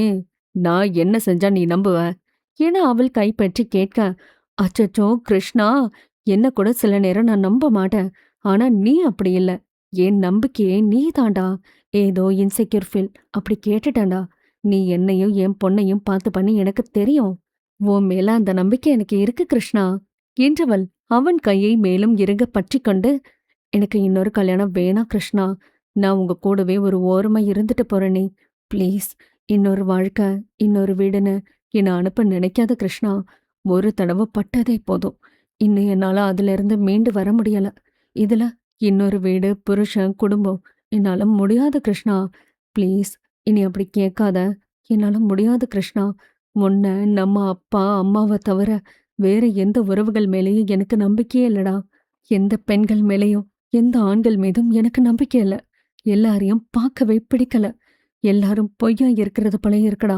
நம்ம குடும்பம் மட்டும் போதும் எனக்கு கிருஷ்ணா என புலம்ப ஆரம்பிக்க, அவளது மாற்றத்திற்கான காரணம் கொஞ்சம் கொஞ்சமாக அவனுக்கு புரிய ஆரம்பித்தது. சரிக்கா, இனி உன்கிட்ட கல்யாணத்தை பத்தி பேசவே மாட்டேன். நீ எப்பவும் எங்களோடவே இரு. உன்னை ஒரு காலம் நாங்க கல்யாணம் பண்ணிக்க சொல்லி ஃபோர்ஸ் பண்ணவே மாட்டோம்க்கா. ப்ராமிஸ் என்றதும் அவள் கொஞ்சம் ஆசுவாசமானாள். அக்கா, நீ ரெஸ்டடு, நான் கீர்த்துவ பாத்துக்கிறேன் என்று அவளை உறங்க சொல்லிவிட்டு கதவை சாற்றிவிட்டு வெளியே சென்றான். கண்களை மூடி சாய்ந்தவளுக்கு பழைய நினைவுகள் வந்து நிழற்படமாய் ஓட ஆரம்பித்தது. காதல் 15. 6 ஆண்டுகளுக்கு முன்பு மதுவிற்கு வரன் பார்க்க ஆரம்பித்த போது பல வரன்கள் தட்டி சென்றன. தூரத்து சொந்தங்கள் மூலமாக வந்த மாப்பிள்ளைத்தான் கதிர். அவனும் பொறியியல் படித்து முடித்து தனியாக கன்ஸ்ட்ரக்ஷன் கம்பெனி ஒன்றை நடத்தி வந்தான். கதிருக்கு அன்னை இல்லை. தந்தை மாணிக்கமும் தங்கை காவியா மட்டும்தான். காவியாவிற்கு திருமணமாகி 11 வயதில் மகன் இருந்தான். காவியாவிற்கும் கதிருக்கும் 1 வயதுதான் வித்தியாசம். காவியா 18 வயது வந்ததுமே பிடித்தவனுடன் ஓடிப்போய் திருமணம் செய்து கொண்டாள். 2 வருடம் கழித்து ராகுல் பிறந்து விட்டான். முதலில் மாணிக்கமும் பூங்கொடியும் அவளை ஏற்றுக்கொள்ளவில்லை. மாமியார் வீட்டில் கணவனும் குழந்தையோடு இருந்தாலும் காவியாவின் கணவன் பொறுப்பில்லாமல் சுற்றித் திரிய மாணிக்கம் மனது கேளாமல் அவர்களை ஏற்றுக்கொண்டு அவனுக்கு கடை வைத்து கொடுத்த பின்னே கொஞ்சம் நன்றாக சென்றது அவர்களது வாழ்க்கை. காவியாவிற்கு 2வது குழந்தை பிறந்து இறந்தது. அதன் பின் அவள் கர்ப்பம் தரிக்கவே இல்லை. பூங்கொடிக்கு நோய் வந்து இறந்து விடவே அப்போது தாய் வீட்டுக்கு வந்தவள்தான். மாமியார் வீட்டிற்கு செல்லவே இல்லை. கணவனும் இங்கேயும் அங்கேயுமாக மாறி மாறி வந்து செல்வான். இப்போது வெளிநாட்டில் வேலை கிடைக்க அங்கே இருக்கிறான். 30 வயது வரைக்கும் திருமணமாகாமல் இருந்த கதிருக்கு பல வரன்களுக்கு பின் அமைந்த வரன்தான் மது. கதிர் வீட்டில் மதுவை பிடித்துவிட பெண் பார்க்க சென்றனர். அன்றே இருவரும் தனியாக பேச சென்றனர். மது ஒரு தலையாக காதலித்த கதையையும் அவன் திருமணம் செய்து கொண்டதை அவனிடம் பகிர்ந்து கொண்டாள். அவனும் கல்லூரியில் தனது முடிந்து போன காதலை பற்றி சொல்லியிருந்தான். மேலும் இருவரும் ஒருவரை ஒருவர் புரிந்து கொண்டு பின் வாழ்க்கையை தொடங்கலாம் என பேசி தீர்மானித்த பின்னே திருமணத்திற்கு இருவரும் சம்மதம் சொல்லியிருந்தனர். அவர்களின் சம்மதத்தை கேட்ட பின்னே கல்யாணம் முடிவானது. மது அவளாக அழைத்து அவனிடம் அலைபேசியில் பேச மாட்டாள். கதிர்தான் அழைத்து பேசினான். சிநேகமாக இருவரும் பேசினார்கள். பின் நல்ல நாளில் இருவருக்கும் திருமணம் முடிந்தது. மதுவும் கதிரின் வீட்டிற்கு வந்துவிட்டாள். அவளை கட்டி அழுது ஆர்ப்பாட்டமே செய்துவிட்டான் மிதுல். திருமணம் முடிந்த 1 வாரம் மட்டுமே காவியா வீட்டு வேலைகளை செய்தாள். மதுவும் கதிரும் விருந்து ஊர் சுற்ற என வெளியே சென்றுவிட தன்னுடன் கணவன் இல்லாததால் அவர்களைக் கண்டு காவியாவிற்கு பொறாமை வந்தது. 1 வாரம் முடிந்ததுமே மதுவிடம் வீட்டு பொறுப்புகளை நாசுக்காக ஒப்படைத்துவிட்டு இவள் ராணி போல இருக்க ஆரம்பித்து விட்டாள். போதாத குறைக்கு கதிரும் அவளது விருப்பத்தை கேளாமலேயே இல்லற வாழ்க்கையில் அவளோடு இணைந்து விட்டான். இரவில் அவனும் பகலில் காவியாவும் அவளை நன்றாக வைத்து செய்தனர். அவளால் தனியாக சமாளிக்க முடியவில்லை. திணறித்தான் போனாள். அவள் திணறுவதைக் கண்டு அவளுக்கு உதவினார் மாணிக்கம். அங்கே அவளுக்கு ஒரே ஆறுதல் என்றால் மாமனார் மட்டும்தான். மகளை பற்றி தெரியும் என்பதால் மதுவிற்கு உதவி செய்வார். போக போக ராகுலை பார்த்து கொள்ளும் வேலை கூட இவளிடம்தான் வந்தது. காவியா துரும்பை கூட அசைக்கவில்லை. ராகுல் மாலை வந்ததும் அவன் கேட்டது கேட்காதது எல்லாம் செய்து கொடுக்க வேண்டும். இவள் காவியா செய்யும் கொடுமையை கதிரிடம் சொன்னாலும் அட்ஜஸ்ட் பண்ணிப்போ என்பானை தவிர அவளுக்காக பேசவே மாட்டான். அவனுக்கு வேண்டியது கிடைத்தால் போதும். உடம்பு முடியாமல் படுத்தால் கூட காவியா கரித்து கொட்டிக்கொண்டே சமைப்பாள். வீட்டு வேலைகளை செய்வாள். ஆனால் வாய் ஓயாது எதையாவது சொல்லிக் கொண்டே இருப்பாள். ஒரு வாய் உணவை கூட வைக்க முடியாத அளவுக்கு பேசுவாள். மாணிக்கம்தான் தன் மகளைப் போல மதுவை மருத்துவமனைக்கு அழைத்து சென்று மருத்துவரிடம் காண்பித்துவிட்டு அழைத்து வருவார். கதிர் வேலை என்று கண்டு கொள்ள மாட்டான். ஜோதியிடம்தான் புலம்புவாள். அவரோ வழக்கமான தாய் சொல்வது போலவே தன் அறிவுரையை சொல்லுவார். மிதிலுக்கு தெரியாதபடி இருவரும் பார்த்து கொண்டனர். கோபத்தில் கத்தி விடுவான் என்று பயந்து மறைத்தனர். மாணிக்கம் கூட கதிரிடம் தனி கொடுத்தனம் செல்லும்படி பேசி பார்த்தார். அவன் கேட்கவில்லை. சொந்த வீட்டை விட்டு வெளியே செல்ல மனமில்லை. காவியாவிடம் மதுவிற்காக "ஓ மாமியார் வீட்டுக்கு போ" என்று கோபமாக சொல்ல இவளோ மதுவையும் அவரையும் சேர்த்து வைத்து பேசிவிட கூனி குறுகி போனாள் மது. அதற்கும் கதிர் பெரிதாக அலட்டிக் கொள்ளவில்லை. அன்றிலிருந்து மாணிக்கம் காவியாவிடம் பேசிக்கொள்வதே இல்லை. மது கர்ப்பம் தரித்தாள். ஆனால் அந்த வீட்டில் மாணிக்கத்தை தவிர யாரும் பெரிதாக சந்தோஷம் கொள்ளவில்லை. நல்ல செய்தியை கேட்டதும் குடும்பத்தோடு மதுவை பார்க்க வந்தனர். இதுதான் சாக்கென்று ஜோதி பிரசவத்திற்காக தங்கள் வீட்டிற்கு அழைக்க காவ்யா விடவில்லை.